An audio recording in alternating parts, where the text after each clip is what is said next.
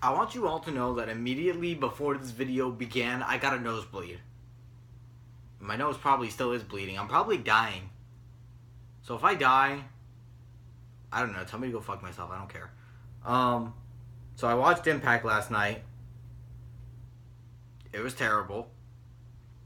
I gave this company another chance because I haven't watched the show in like months.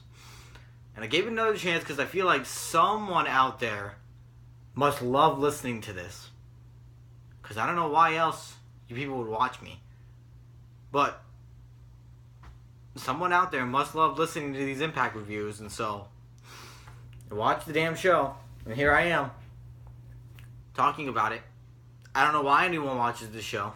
If you watch the show, quit television. Just do it. You don't deserve TV in your life. By the way, I don't remember the show in full, so I have the results right here. I'm on CagesideSeats.com, and I would like to read this opening to you people. I don't know who this was written by. Does it say who it was written by? Reverend Kane. Okay. He says, "These are the days, the end complete. The world still turning to the sound of the suffering. You are the jury. We are the saints. Our minds divide. The past repeats. A war still brewing in the hearts of those we once bled. I am the knowing, the living dead, and I'm here to live blog this here pro wrestling show for you folks."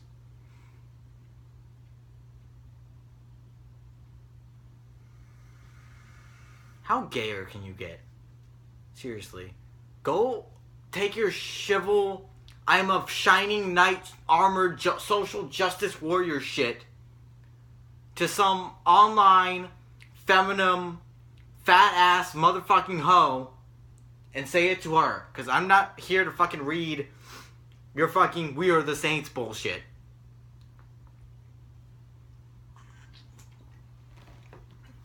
By the way, this guy is a pro Impact reporter because the very opening says, "Missed the very opening of the show." So, they pay someone to do this. Like, I don't think you understand. Like, there are jobs out there where people actually get paid to write about this shit and write it on the internet. This guy, he gets paid to do this, and he writes, "Missed the very opening of the show."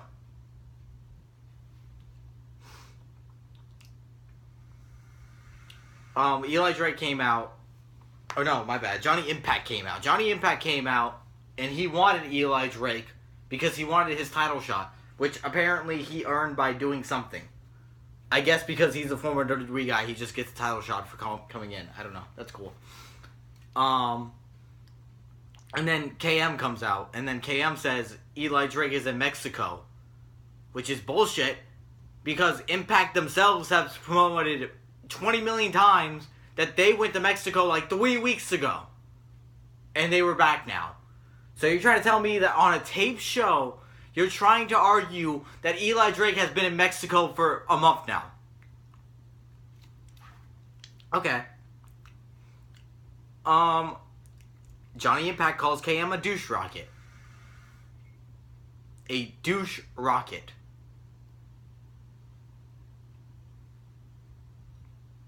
Kevin tells the fans they suck.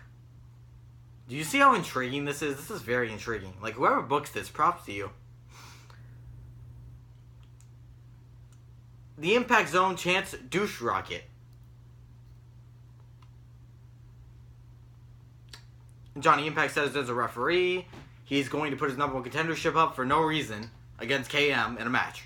So, the good guy is fighting a guy who's not even involved in a feud with him over the chance for his title match next week. That he didn't have to put on the line, but he did because why not, I guess. Like, who, like, I don't know an example to give this. Like, say, here's a good example. What if the government came in and they were like, "We're going to give you $100. And you were like, "Oh, sweet."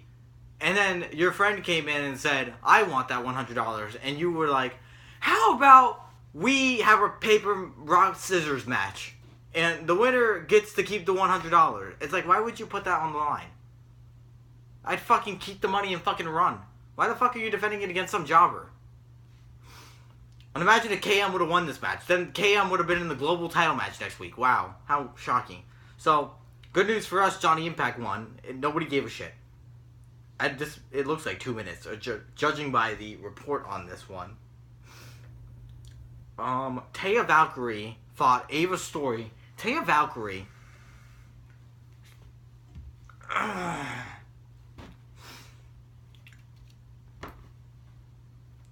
They think she's good. I keep looking at her. One, she's another man.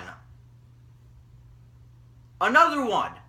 Because God forbid, the days of hiring women and women's wrestling to look like actual women is gone. Now we gotta invite all the she-males in. Because they're actual fighters. Whatever. Women drew when they were sex appeal. Can we please watch bitches strip again? Please. There's always this argument. Oh, I like women's wrestling. Okay, well guess what? Paige licking another woman gets 5 million views. You know how much Becky Lynch versus Charlotte Flair gets? Gets like 2. There's a reason why. Nobody gives a shit to watch women roll around a ring for no reason. So, surely enough, this match was women rolling around the ring for no reason. And it went on for like 3 minutes. Taya won. And then Taya cut a promo. And she's terrible on the mic, which means she must get promo time. And in this great company where we build up so many characters with so many interesting ideas and theories of what they want, she grabs the microphone and says, I want the championship. Thanks. I'm glad you established that. I never would have thought. So, apparently Rosemary came out, and Rosemary talked about her hive, and I still don't know what her hive is. Sienna came out, and at this moment, I realized Sienna was the champion. I would never have known that from watching the show, because the show does a terrible job of telling you that. Allie comes out, and this guy's a cuck because he wrote Allie with the save in all capital letters. See that? It says Allie with the save. It's fucking gay. Taryn comes out, and then Gail Kim comes out. So this was the typical, let's throw all the women in there for no reason bullshit. That's TV. That's ratings. We now go to OVE. Who the fuck is OVE? I don't know. Oh, I remember this segment, though. So, this was so idiotic. Apparently, LAX, they're still the champions, by the way, of the tag division. They're in Mexico still. Because, they're all in Mexico still. So, they're in Mexico. And OVE, I have no idea who these jobbers are. But they came in, and they were like, we're not leaving the country of Mexico until we get a title shot. It's like, okay. Then I guess LAX can just leave Mexico. What the fuck are you gonna do? Stand there? Hey, look at my people! Look at my people in Mexico! Go kill yourself. These two look like complete faggots, too. I've never seen more, like, faggotism in my life. We come back from commercial, and we get a house ad for GFW Amped Anthology Part 2. Now, in case you don't know what this is, Jeff Jarrett had a failing wrestling promotion called GFW. That he tried to come back into Impact and paste it over Impact and make it GFW instead. But now, Jarrett is suspended. And they're trying to remove themselves from the GFW name. So because they're trying to do this, on pay-per-view, they're airing the old GFW shows that never made it to TV that they taped for television from 2013. And they're expecting people to pay $25 for it. I hope this is getting no buys. I hope nobody is buying this. We cut back to OVE and this is retarded. The screen said TV PG, like at the opening of the segment, and then it immediately cuts to strippers. Immediately. Who is promoting the show as PG? Is it Pop? Because Impact does nothing PG. Like, the show itself is not PG. It's like rated M for mature because once you watch it, you want to get, like, fucking bloodshotted. Global Forge played. Does anyone know what Global Forge is? It's like they're tough enough. It's like they're fake wannabe tough enough. And they have it here on Impact. Because they don't have anywhere else to put it. So they just put it on Impact to waste time. And there was this black man, and I've never seen more of a case of bigger dick-sucking lips before in my life. Until this man came onto the television screen. I don't even know if I can do it. But he literally, like, I swear to God, he was like, oh, and I was like, what the fuck is wrong with you? Go get lip removal. His face literally looked like it got stung by like 1,000 bees before he came onto the program. I'm not racist against black people. That's just the way his lips looked.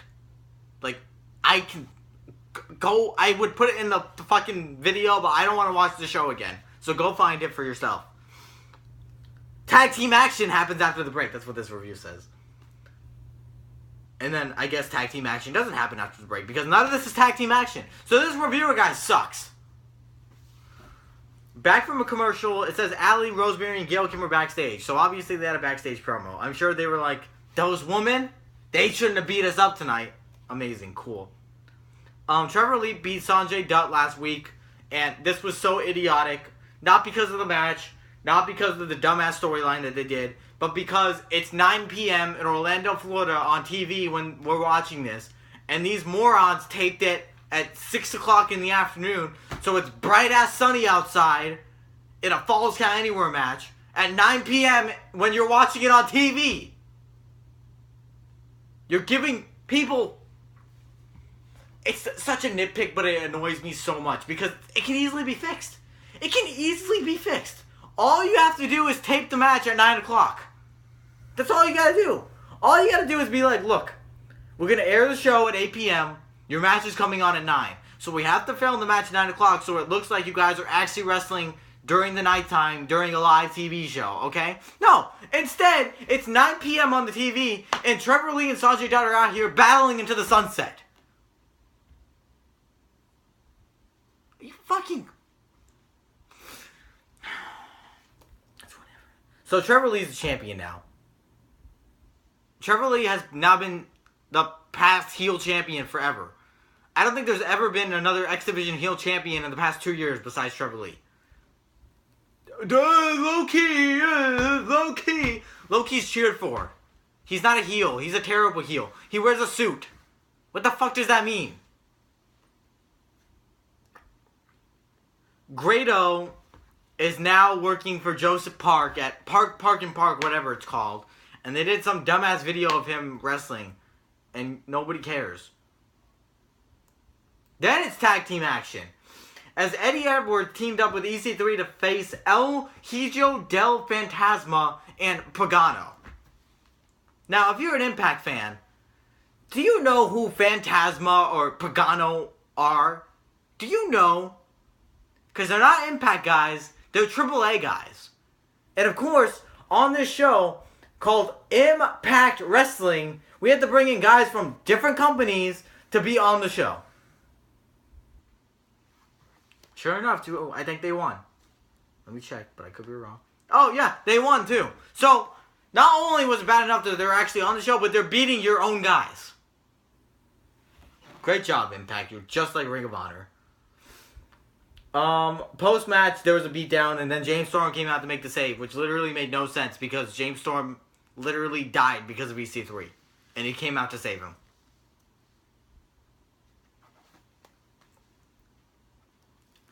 Back from commercial, Johnny Impact, he's still backstage ranting about how he wants Eli Drake, and he confronts the Mexicans about it because Eli Drake is in Mexico. There's a lot of Mexicos on this show. Ever realize that? So, he confronts the 3 Mexican guys, and he's like, do you know where Eli Drake is? And the Mexican guys are like, no, Cinco de Mayo, we don't know where he is. And so, Johnny Impact then says, I don't like you. I'm going to put my title defense, my title shot on the line against you. Why? Why are you doing this? Why are you freely going out of your way to defend the title shot that you apparently earned? It's so idiotic. It's so fucking retarded, and he's doing it. Like, you want to make this guy your next top face, instead you're making him the next top retard of the show. Good job, Impact. I don't even know who he called out. Because guess what? Nobody knows who the Mexican guys are. The only way you would know is if you're some like fucking social justice warrior who has nothing else to do with his life. So he's like, I watch AAA, I watch CCW, I watch PWN, I watch Pro Wrestling Network, I watch it all because I'm a good wrestling fan. That's the only way you would know this. No casual fan fucking knows who these Mexican fucks are. Nobody. Not a single fucking person. So stop trying to fucking push them. Stop. They're not staying anyway. They're not even contracted to your company. Stop. Congo Kong fought Mahabali Shira. Yep, that happened. Eli Drake appears from Mexico to cut a promo. I think he cut this promo in Spanish. I hope you can speak Spanish.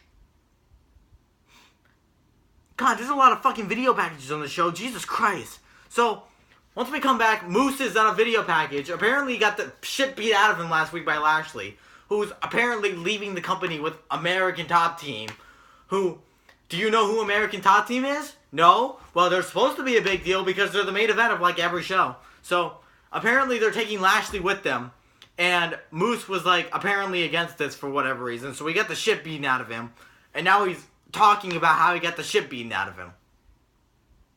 That makes a good fucking face. He didn't even like do anything to rebel. He didn't come out to the Impact Zone and like be like, I want to see American Top Team right now. No, he just cut a backstage promo sitting in a chair in front of a light talking about, well, last week I got beat down.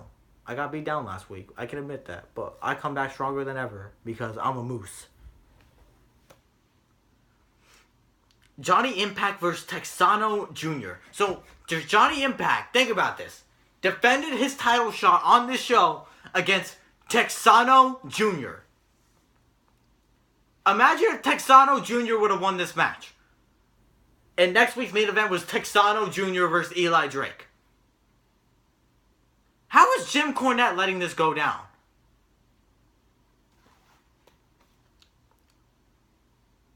Of course, this guy acts like, oh, this match was amazing. It's nothing. There's no story. There's no story other than Johnny Impact hates Mexicans for some reason. Johnny Impact wins by pinfall. Cool. And then the gayest thing ever happened. We went to Mexico. We went to Mexico. They shot the show from the Impact Zone.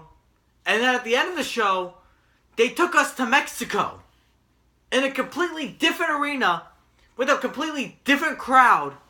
And Eli Drake was defending the belt there against Mascara de Bronce. In the main event of the fucking show.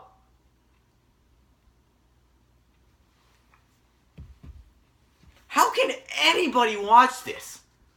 How? I don't... What world do we live in?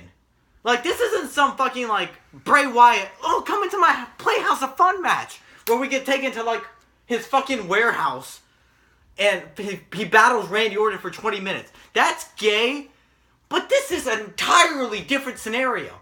You're taking us to a different wrestling company, in front of a different wrestling show, and your main champion is being booked to defend your main championship in front of people who aren't even from your casual audience. What? And of course, there are a bunch of Mexicans, so even if you wanted to watch this, because you like good wrestling, you couldn't watch it, because these Mexican idiots all have air horns. And they're blowing it the whole 9 minutes of the match.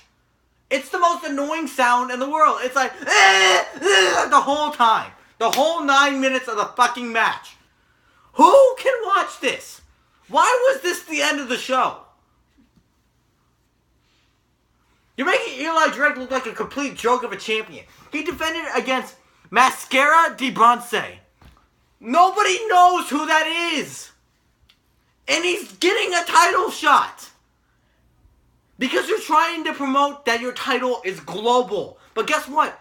You don't even know that it's global because at the same time, you keep calling it the world title. Literally on the same sentence of this fucking show, you had JB said, Eli Drake, the world champion, must defend his global title tonight. Which one is it? Is it world or is it global? Because guess what? It means the same shit. It means the same exact fucking thing. So why are you calling it both of it? Why? What point does it have? It's this company. They don't know what to call their belt. They don't know what to call their company. They don't know where to shoot TV. They didn't know where Bound for Glory would be held until last week. Keep note, biggest show of the year, November 5th. Didn't know where it was happening until last week. You know, when they said not Jim Cornette, who came in to fix this company? When they said Jarrett and Anthem were coming in to fix this company, what have they done? What has been fixed? If anything, shit has gotten worse. Because at least I could watch Impact last year and be like, wow, this show actually is not terrible. This show is actually a pretty decent wrestling show with some good stories and good characters. What is there now? I'm going to read to you all the people that wrestled on this show. Are you ready? Let's see. Kongo Kong, Mahabali Shera, Johnny Impact, KM, Taya Valkyrie, Ava Story, Phantasma, Eddie Edwards, EC3, Pagano, Texano Jr., who, keep note, had a match with Johnny Impact. So Johnny Impact wrestled twice on this show. He wrestled at the beginning and the end. And then Eli Drake and Mascara Di Bronco. Who is watching this? Who? Who is possibly watching this? There's no way. Impact a year ago would have all their featured guys, the guys they actually been building up on TV, on the show for you to watch, and they didn't try to take us to a different country or a different company to try and promote something that doesn't need to be promoted because at the end of the day it doesn't help them. What does going to Mexico do for Impact? What does bringing in all these Mexican guys do for Impact? In case you don't know, Impact is highly more watched than AAA is. There's a lot more people who know what Impact is than know what AAA is. Oh, you're lying! In the United States of America, dipshits.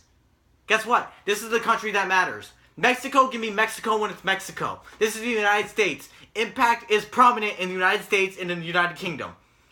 You're giving us Mexican guys. What does that do for the show? What does that do? Who does that help? It helps AAA. It doesn't help Impact in any way. So they're fucking themselves over in the foot because they could be building up their own guys. They could be making stories. They could be making characters. But instead, what they're doing is they gotta take us back to Mexico so we can see Eli Drake face Mascara Di Bronco in a match that has no story for happening other than, oh, it's in Mexico. The show sucks, everyone. The show is terrible. Don't watch it. Do not watch it. Do not waste your time on it. Do not spend money on Impact. Make them go bankrupt. Make them. If this is the shit they want to produce to us, they deserve to go bankrupt. There's no excuse for this. When the viewership comes out today, don't be surprised when it's low. And like, honestly, at the same time, they're starting to do all this shit when NFL is on. NFL every Thursday fucking night. Do you know how many viewers the NFL gets weekly? So, their counter to this is to take us to Mexico and give us guys that we've never seen before in our lives. Oh, it wouldn't have mattered anyway because Impact always on an uphill battle against the NFL. Last week's episode of Impact got 366,000 viewers on a Thursday night NFL night. You know how many viewers this show got last week? 236,000. The number doesn't just drop by 140,000 for no reason. It doesn't just drop like that. Especially when you only have 300,000 to begin with. When you're losing 1/3 of your audience, there's an issue. So, fuck this company, fuck Mexico, fuck Mascara Di Bronco, and fuck Global, fuck World, fuck Impact, fuck Anthem, fuck this all. Fuck it. Fuck it.